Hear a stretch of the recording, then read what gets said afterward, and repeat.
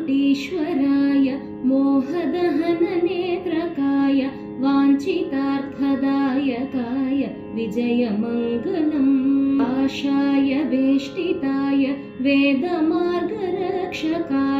कामकोट्यधिष्ठिताय Vijayamangalam कामाक्षिपूजकाय कल्मषादिनाशकाय तादात्म्यनैष्ठिकाय Vijayamangalam रुद्राक्षभूषणाय चन्द्रमौलिपूजकाय प्रेमपूर्णभाषणाय Vijayamangalam ब्रह्मैक्यबोधकाय ब्रह्ममार्गरञ्जनाय देशिकोत्तमोत्तमाय Vijayamangalam Vijayamangalam.